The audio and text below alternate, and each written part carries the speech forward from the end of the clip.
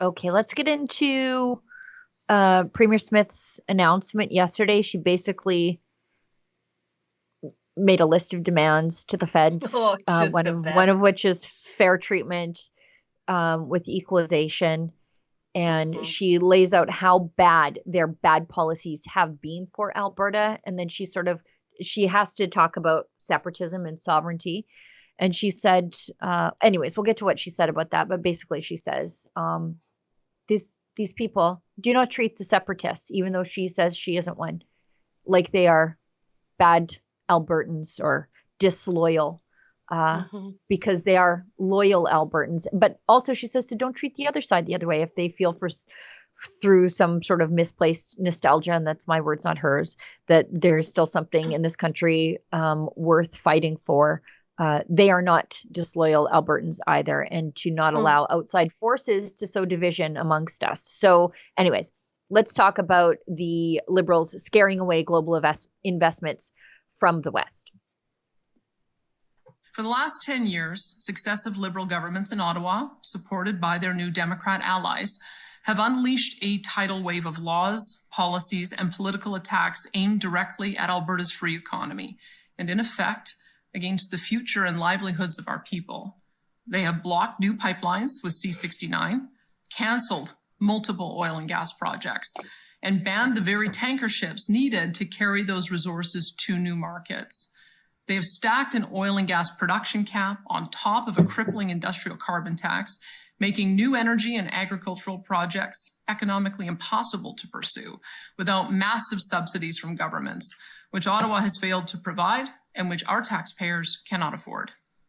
This onslaught of anti-energy, anti-agriculture, and anti-resource development policies have scared away global investments to the tune of $500 billion, driving those investments and jobs out of Alberta and Canada to much more attractive investment climates in the United States, Asia, and the Middle East. Having traveled much of the world these past few years, it is evident that Canada is not viewed as an attractive place to invest in resource development, manufacturing, or agriculture because of our high carbon taxes, endless red tape, and the uncertainty and chaos brought about by these and other federal government policies. $500 billion out of our economy. Half a And then trillion dollars. Yes. you see the CBC panelists today saying, it's going to cost over $1 million to run the by-election in Damien Curek's riding. And it's like, excuse me?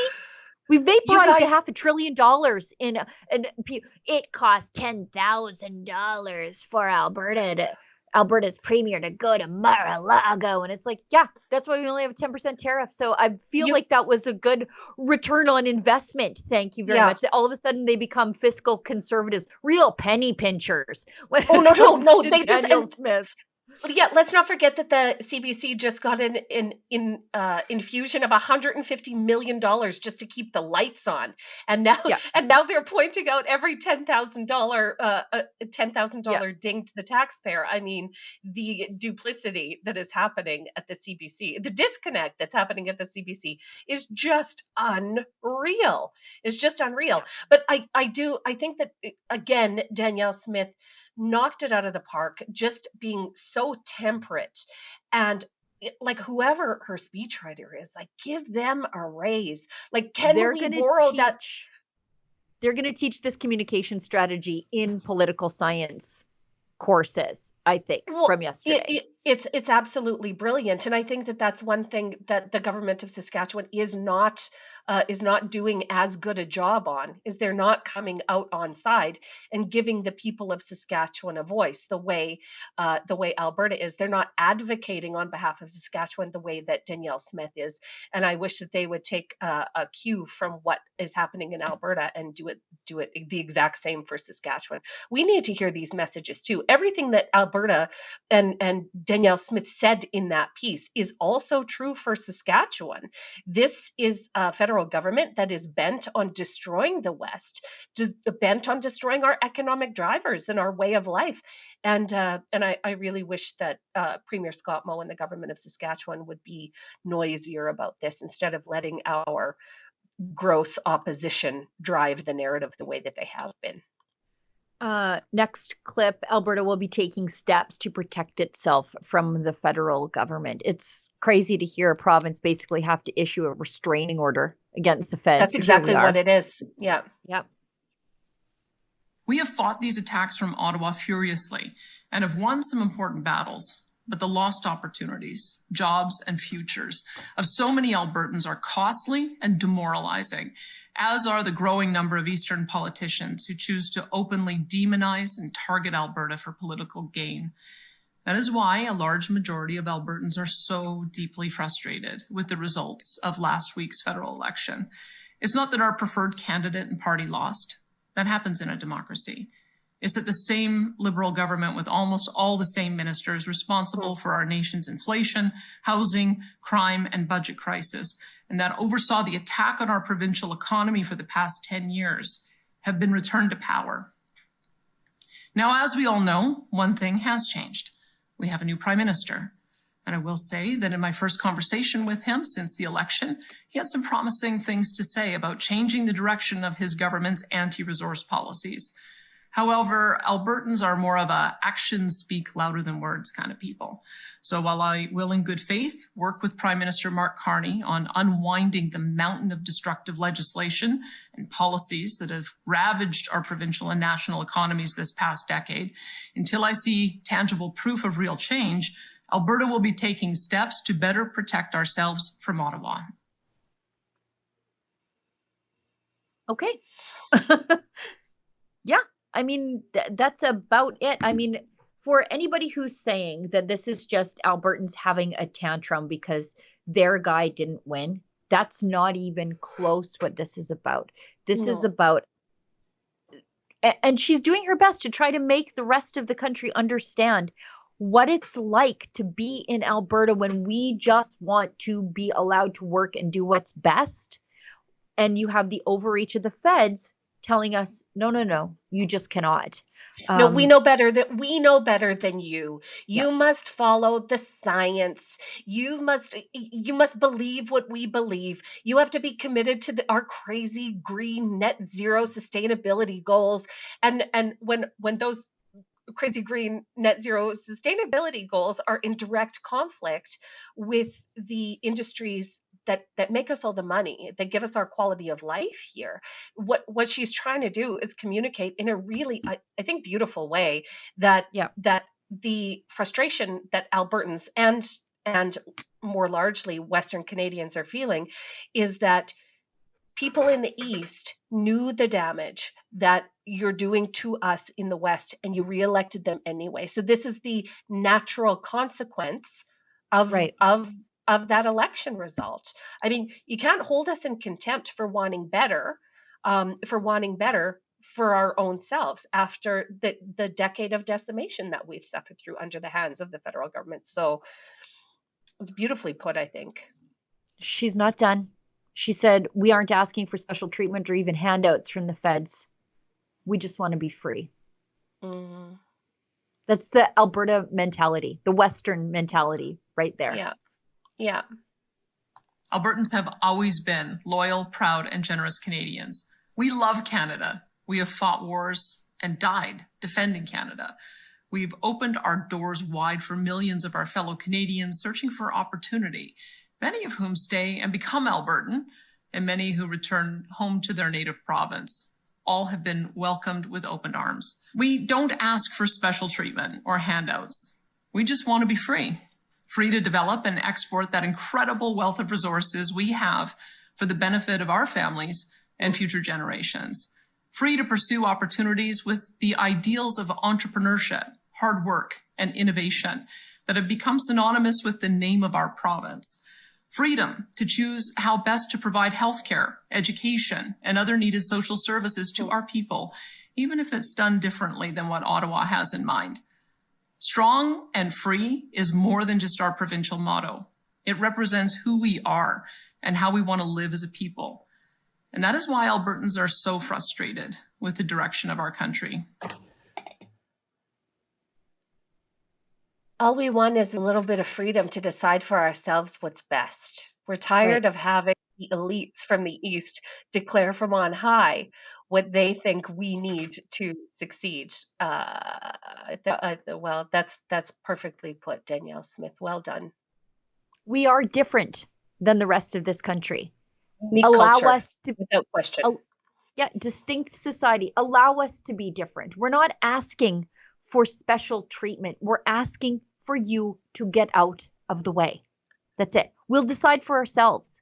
Now, that's such a good point. That's such a good point, Sheila, because what it is the federal government forcing us into a cookie cutter that we will never, ever fit into. We have a distinct society in Western Canada that is completely and totally different from those in Ottawa. And maybe this, it comes down to Western Canadians being punished for our geography. Saskatchewan and Alberta are the only provinces that don't have access to ports of some kind. We are landlocked provinces, and we are being punished for our geography, our unique culture, and our way of life. And this is Danielle Smith saying, we want to chart our own path, and we want to be in charge of our own destiny here. And that's not too much to ask for, because it's not. Because it's what Quebec gets. Again, right. And we are in a different situation than Quebec in that we are not net takers. Right. Not only are we not net takers, we also don't want to tell the rest of the country what to do. We want everybody to do their thing, including us. Whereas Quebec, they're net takers within Confederation, and they want to tell us what we can and can't do. And that's not what we do around here. No. And it's becoming more and more obvious, the disparity between the treatment of Quebec and the treatment of Western Canadians. And this is all, listen, it'll all come out in the wash. But Western Canadians are going to have to think long and hard about what they want their future to look like. And after 120 years of servitude to the Eastern elites, I think that we're coming to a pressure point real quick. We've got Danielle Smith's solution. So I know that she's limited by what she can do within Confederation, but we're having another panel. It's called the Alberta Next panel, which will bring together experts in law, economics, and academia to discuss the future of the province during a series of town halls with the Premier. So this is not just the eggheads coming in. She's going to be there to answer questions and take the heat too. So it's not like she's offloading this mess onto somebody else. She's right in the thick of it because she's the leader, right? Like this is a unity crisis, and someone's supposed to shepherd the province through it. And since she's the Premier, who else is it supposed to be? But you very rarely see premiers even remotely involved in whatever panel they've convened ever. But here she is. Go on. Yeah.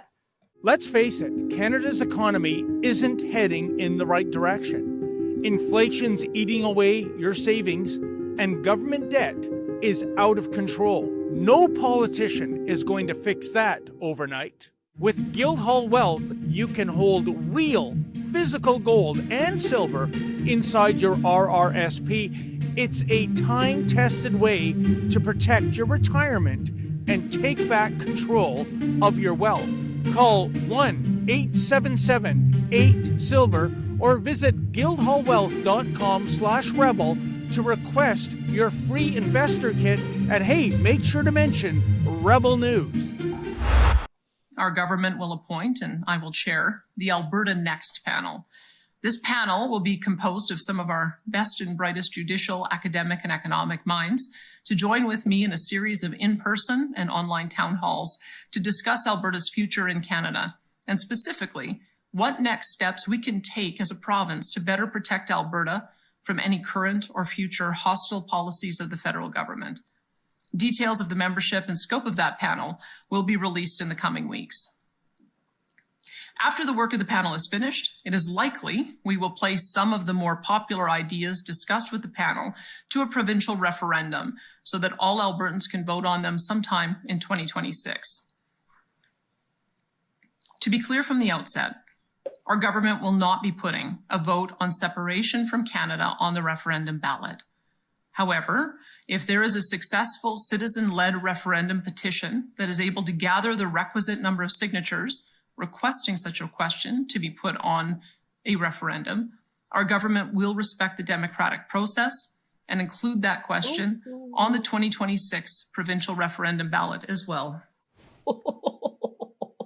She just put an expiration date on how fast the government of Canada can respond to her requests. That's Right. what she did there.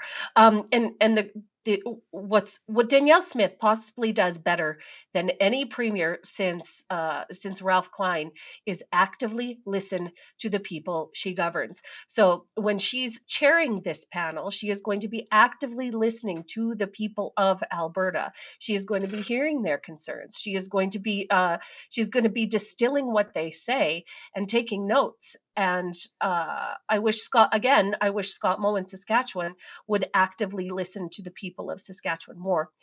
We're suffering from a little bit of a break in the feedback loop in the province of Saskatchewan right now, where when the citizens of Saskatchewan speak loud and clear about issues, it's like our government just puts on headphones and chooses not to listen to us.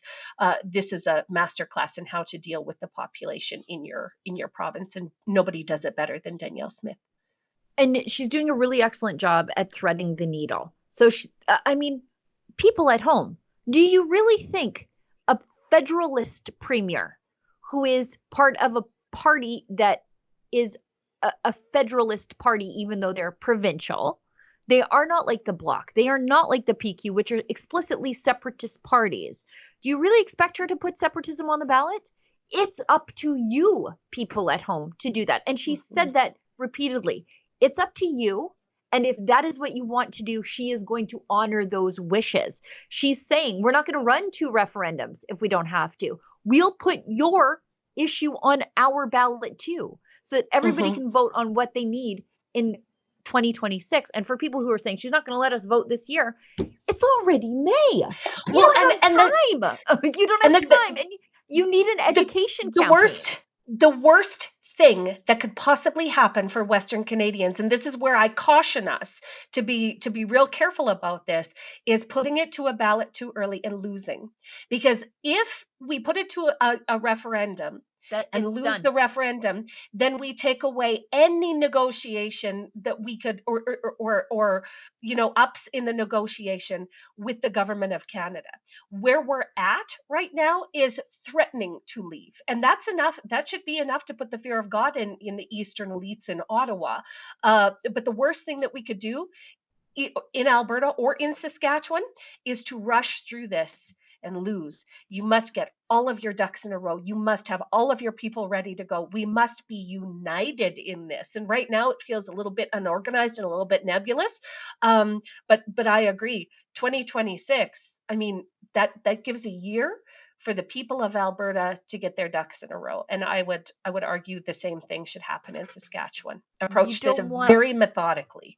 You don't want to hold a referendum until you've done an education campaign, because people are right now saying, what about the First Nations? What are you going to do about that? What about... well, the First Nations will be treated better than they have ever been treated by the government of Canada at the end. Like, it's all part of the negotiation. Could it be worse? As part of the Clarity Act...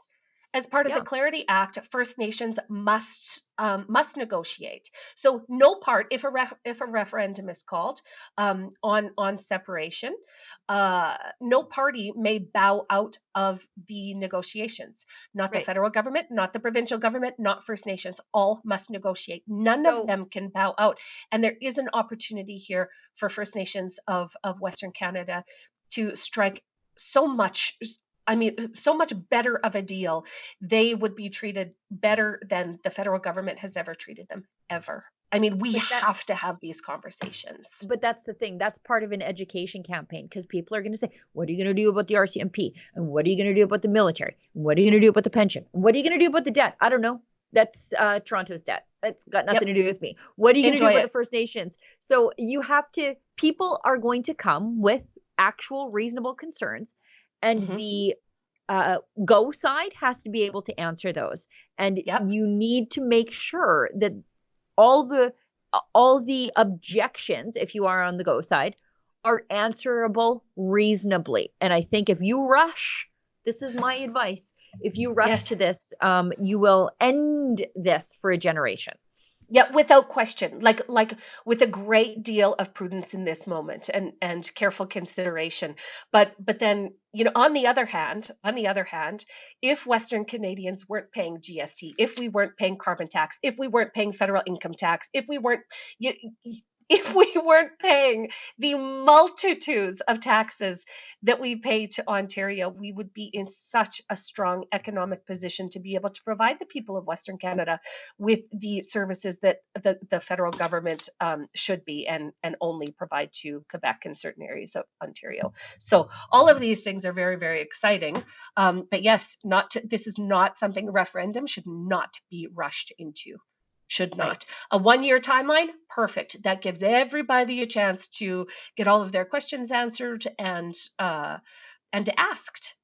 And that's what Danielle Smith is offering here, is an opportunity to ask the questions. It's incredible. Right. We are way over time, but there's a couple things I want to get to, including our daily dose of cringe, which I swapped out. I had 2 other selections on the ballot, including an MLA in BC saying we need to change like the funeral regulations so that people can be composted. But I found Alexa brings another one to the table to us. So we'll get to that one. I haven't seen it yet, but Efron assures me it's gold. And on these topics. So Premier Smith, next clip, addressing the growing separatist movement in Alberta in her speech to us last night. And she warns of the Doug Fords of the world. And then Doug Ford ran his mouth the very next morning. But we'll get to that too. So this is Premier Smith doing exactly what a leader should do. Any citizen-initiated referendum question must not violate the constitutional rights of First Nations, Métis, and Inuit peoples, and must uphold and honor Treaties 6, 7, and 8, should any referendum question ever pass. This is non-negotiable. Now let's talk about the elephant in the room, that being separation. We are well aware that there is a large and growing number of Albertans that have lost hope in Alberta having a free and prosperous future as a part of Canada. Many of these Albertans are organizing petitions to trigger a citizen-initiated referendum, as I mentioned earlier. The vast majority of these individuals are not fringe voices to be marginalized or vilified.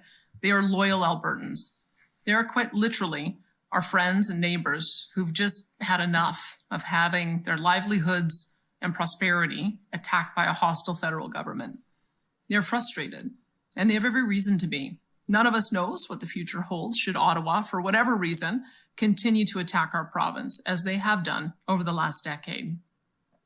Ultimately, that will be for Albertans to decide, and I will accept their judgment.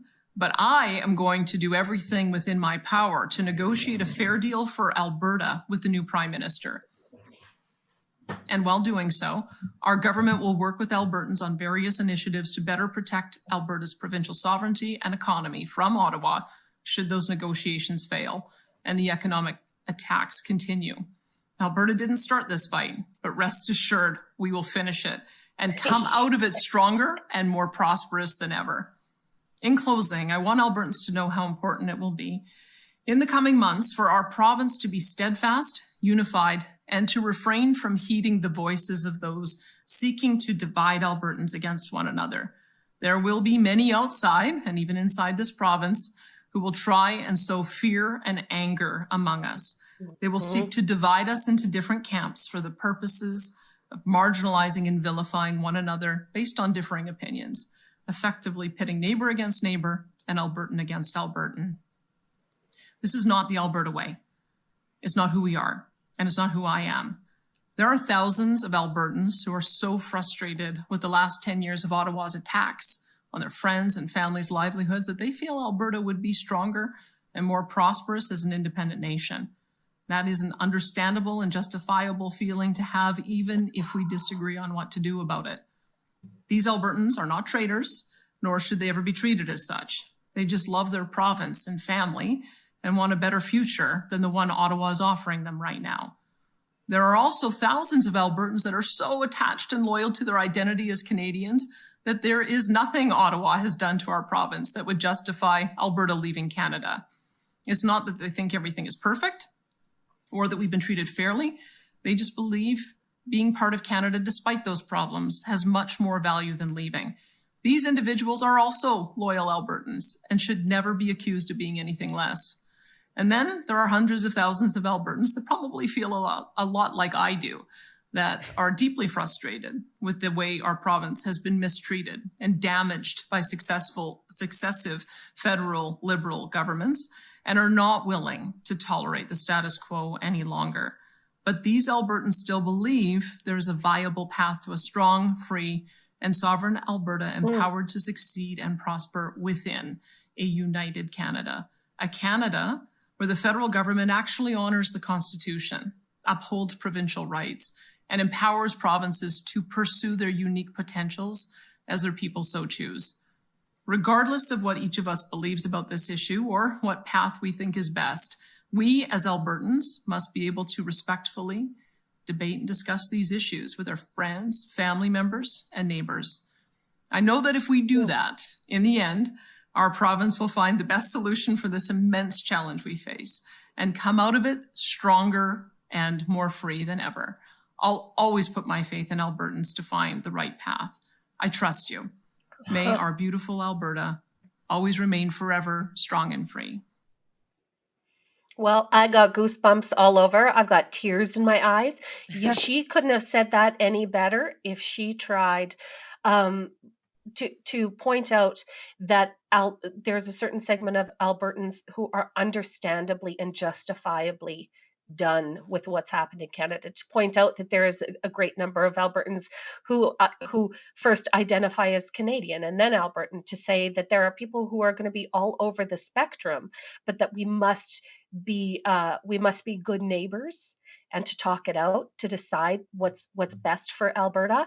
It was perfect. It was perfect, Sheila. Yeah. I mean, she laid out that there are three camps: people who are done, people who are still going to try, which is her, and people who, no matter what the feds will do, they are attached to their Canadian identity. And that's okay, because we all form the fabric of Alberta.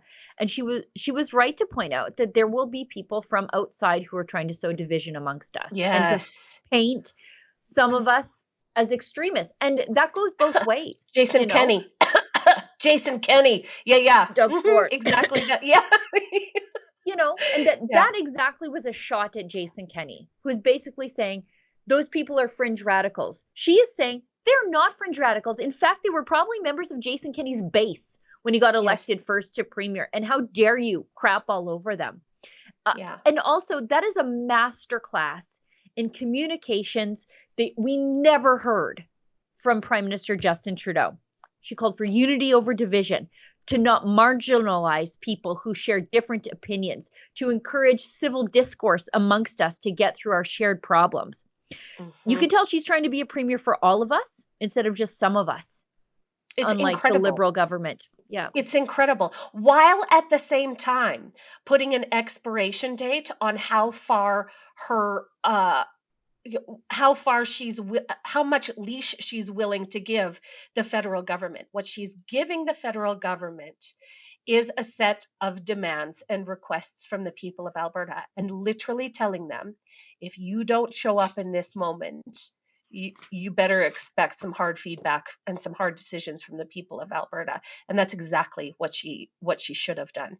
Again, I wish that we would have done the same thing in Saskatchewan, given the federal government our list of demands, given them, I wouldn't have even given them, a year, Sheila. I would have given them 10 days to comply or else. But she's being extraordinarily careful in this moment, as she should be, and putting all of the cards in the hands of the people of Alberta. It's clear that she has a great deal of love and respect for the people of Alberta, and she trusts them to make the right decision on their own behalf. So just beautifully done, Danielle Smith. Let's face it, Canada's economy isn't heading in the right direction. Inflation's eating away your savings, and government debt is out of control. No politician is going to fix that overnight. With Guildhall Wealth, you can hold real physical gold and silver inside your RRSP. It's a time-tested way to protect your retirement and take back control of your wealth. Call 1-877-8-SILVER or visit guildhallwealth.com/rebel to request your free investor kit. And hey, make sure to mention Rebel News.